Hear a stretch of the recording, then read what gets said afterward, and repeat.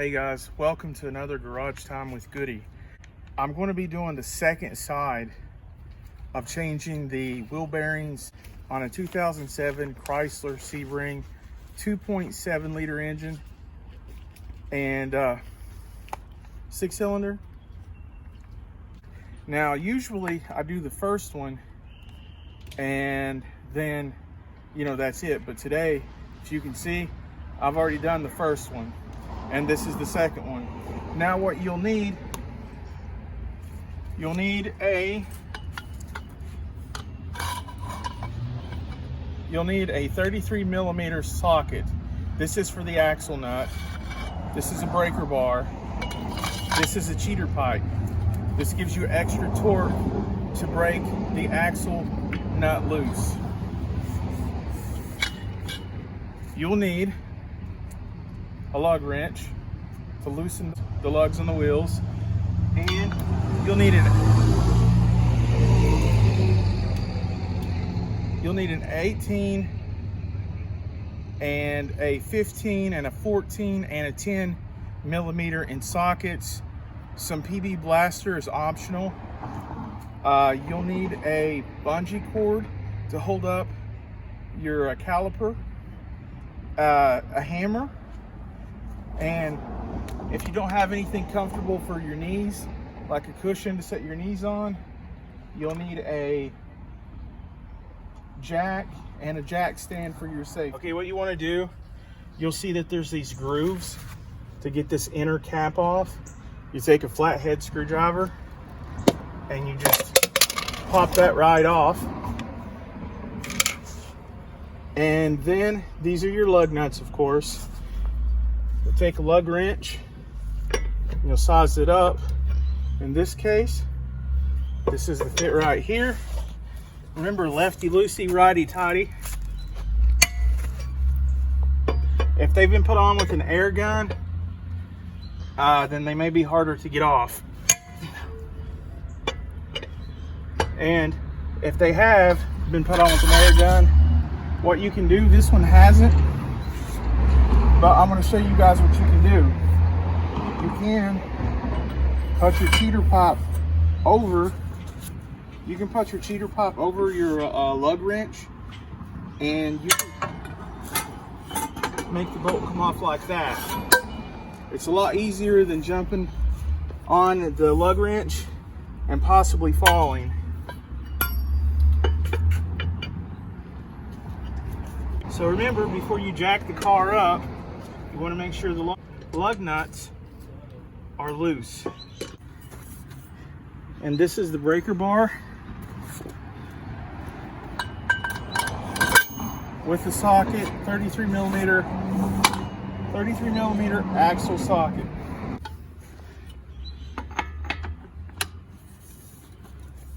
Now, as you can see, I'm going to put that on there, and it already broke loose.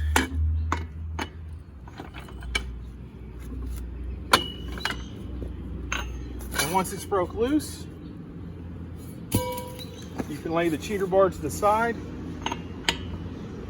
and it may take a while, but you just keep turning. Now, some of them have cotter pins, but if you're doing this exact car, there is no cotter pin. A cotter pin is what goes to the axle itself, a pin that goes down for safety, and then it twists in the opposite directions so that if this axle nut ever comes loose, it won't push past that cotter pin. But this particular car does not have one, and it doesn't have them on the tie rod ends either. So before I jack the car up, I'm going to loosen the axle nut.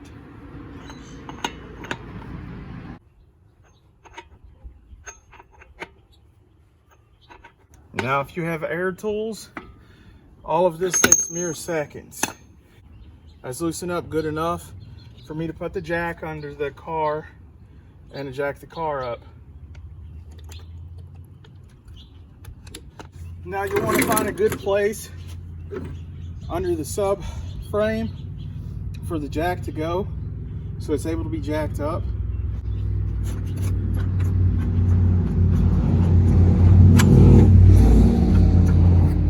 I'm going to get this about 3 inches off the ground. That's normally about what I do. And for safety, I put a jack stand underneath here. That way if the jack fails, the jack stand will hold the car up. A second measure of safety, just in case. Now I'm going to go ahead, take the tire the rest of the way off.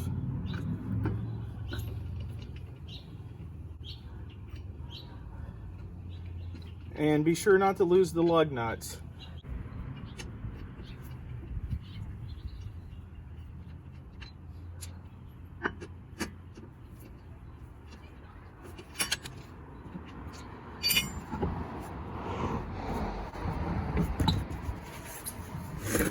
Okay, the tire is off.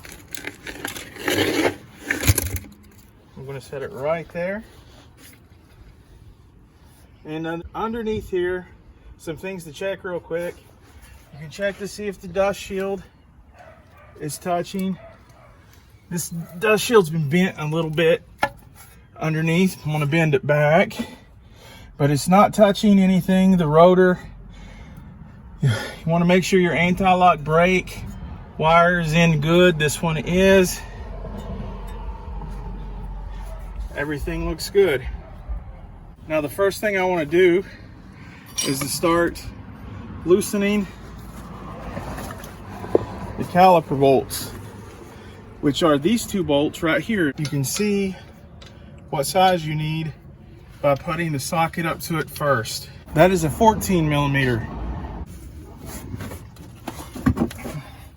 Okay, so these might have been on there for quite a while, so you might have to put a lot of pressure on there.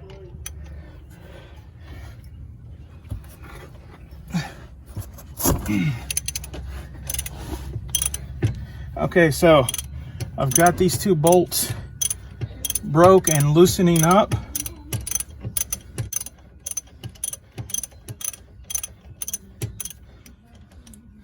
And now I'm just loosening the bolts with my thumb and fingers, taking the caliper bolts off, and I'm going to put them somewhere that I don't lose them. Sometimes you need a pry bar to take these off, but this one is just coming off like a glove. It's not giving me any problems. I'm going to put, I have a bungee cord, and I am going to use it to get this out of the way, because that's important. You don't want your caliper to fall and possibly bust at the brake line, but at the same time you need it kind of out of the way so you can get in here to work. Here's the brakes. These should just slide right on out. This is plenty of brake pad.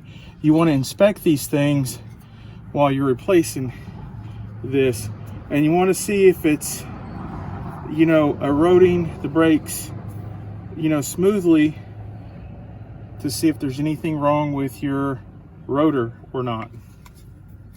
So I'm going to put the brakes there out of the way, and now we have the retention bracket here, and this retention bracket has two bolts back here which are bigger. Right here is the retention bracket bolt. It is 18 millimeters. Up here is the second one, and those are going to have to come out so that I can take the retention bracket off this bracket, and then I'll be able to remove the rotor, which is this. Taking off the retention bracket.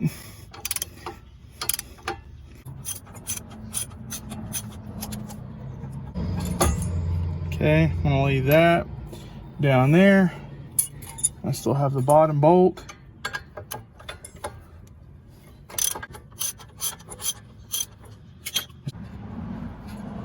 I'm gonna set that on the ground, and the retention bracket is off of there. Now, since the retention bracket is off, it's time for the rotor to come off. And sometimes these things can be stuck And if these are stuck, you can just be kind of careful and hit them with the hammer right here. And be careful not to bend right there where the lugs go on. Just give it a little tap here, a little tap there. You'll see rust may drop all the way around.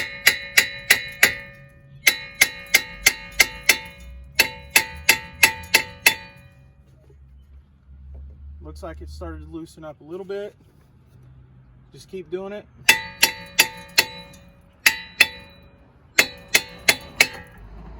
And it looks like it just came loose. And just like that, the rotor is off, and I can set it to the side.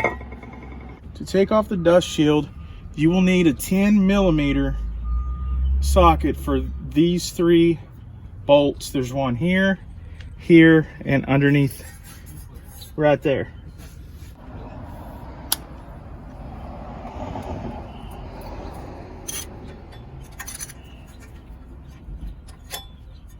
These are very easy to come off, by the way. And you want to make sure that you do not lose these. And you'll see sometimes the dust cover will just drop all the way down once you're taking the last one off.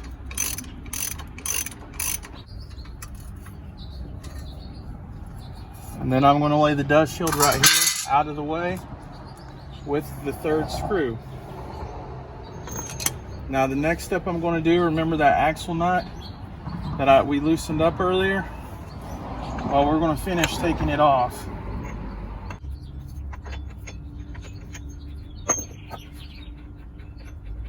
And that is the axle nut right there. I'm going to lay it down. And we're ready for the next step. Next step is there are behind here, behind the axle, there are 4. See, there's 1, 2, and on the other side there are also 2 bolts. Here's how they are in relation to the wheel hub. They're on the wheel knuckle right here, and there are 2 on the bottom. Once they come out, this wheel bearing is just going to come off, and then we're going to put a new one on there. To the meat and potatoes of this project. So what we're going to do to get better access to these 2 bolts, we're going to turn the wheel, start this up and turn the wheel, and that will expose these 2 bolts a little better. 15mm. You can see the wheel has been turned this way so that we can get access to these 2 bolts right here.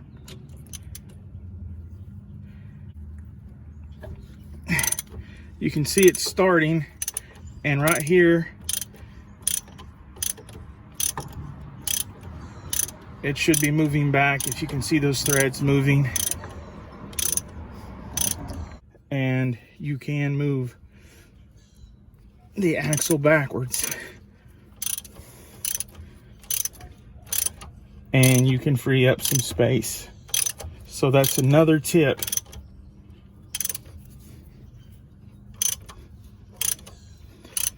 Again, depending on how long these bolts have been in there, if this part's ever been changed before, it could be pretty hard to get these bolts out. These aren't too bad, they're about a medium. You can see some rust on the threads as it's coming out.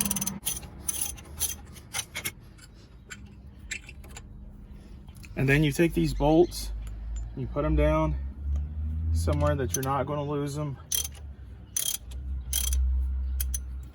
It's about to come out. I'll just lay that down. Now what we're going to do is we're going to get in the car and turn the wheel this way so that we can get access to the other 2 bolts. See, the wheel has been turned this way, and you can see we now have access to this bolt and this bolt.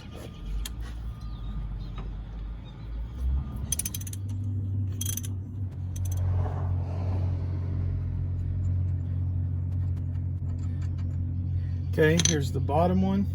That's number 3.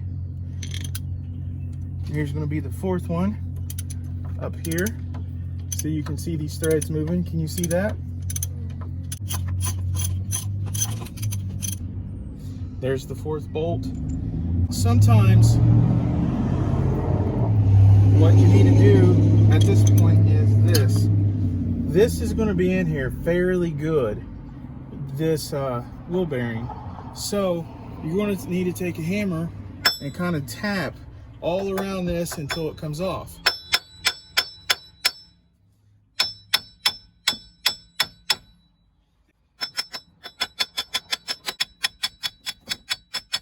I've been beating at this for quite a while, but never give up. This will come out. Look, just like that. It's out. It looks like it's in pretty rough shape right through here. What I like to do is use a brush to get inside of here and get all the rust that I can out of there before I put the new one in. After all this is cleaned up, you want to line this up with the spline in the hub and on the axle.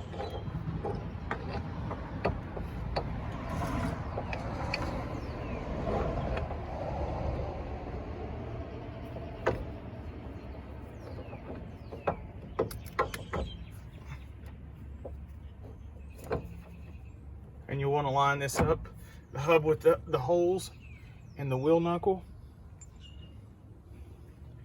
And then once that's on there good, you're ready to put the screws back in. So go ahead and we're going to turn the wheel of those 15mm hub bolts on this side. I'm going to get the top one started.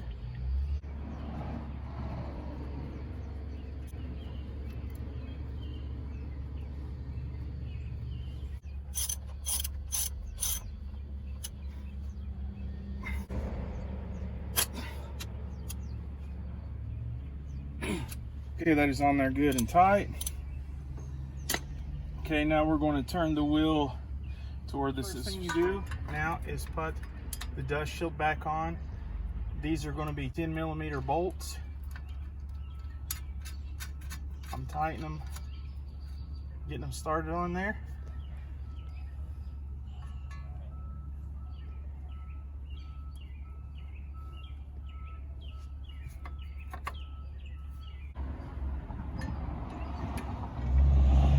And you put the rotor on.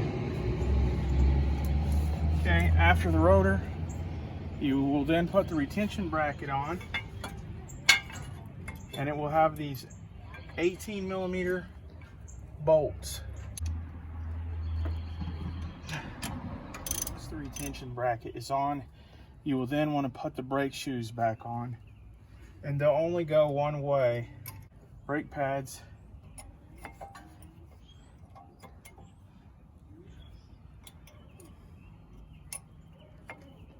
They go like that, and then I am ready to unstrap the caliper. Now this is, if the brake piston right here is not back far enough, I will take a C-clamp and reset that, but I think I'm going to be in the clear here. Yes, so I don't need to do that, but I will give you a link to show you how to do that in case you do. I'm going to put the caliper bolts in. Just got done tightening the brake caliper bolts. Those are 14mm. Now what we have left to do is the axle nut and the lug nuts. I'm going to go ahead and put the axle nut on here and go ahead and just put it on until it needs to be tightened. And I'm actually going to put the tire on.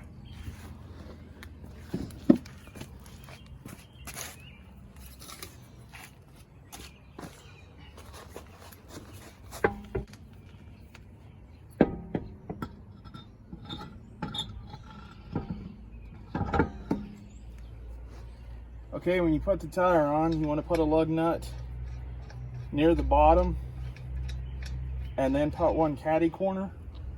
That way it'll go flush as you put lug nuts on all the way around. Now you don't tighten them down all the way here. You just get them on there where they're flush, and then you tighten them tight when you put the car down.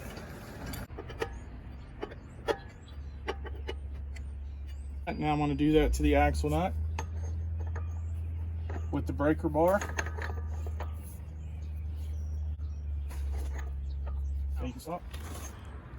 What I have is a cheater pipe that's going to give me a lot more torque to put this axle nut on there. Now you're going to want to look up your torque specs, meaning how tight you want to tighten the axle nut, and I'm going to give you a link for that in the video description. Okay, you put the cheater pipe over the breaker bar, make sure it's on there good, and then tighten it down.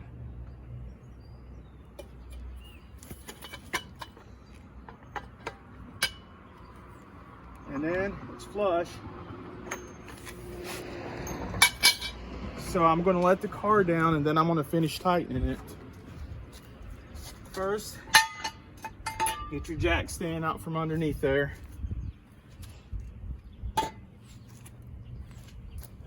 Then you let your car down.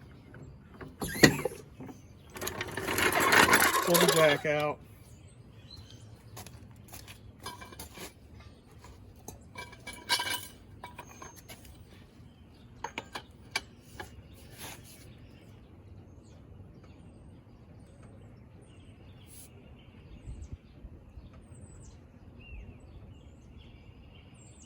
About 140 pounds right there.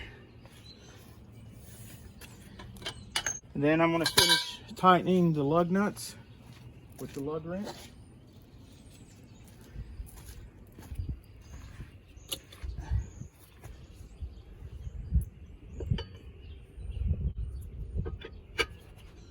And then right here, this is part of the hub cap. You're going to line these notches, this notch up where there's a notch right there, and it just pops right on there. And then that's one giant leap for garage time with Goody. Anyways, if you guys like these videos, then hit the subscribe button, it's up there, smash the like button, hit the notification bell. And until next time, have a good day.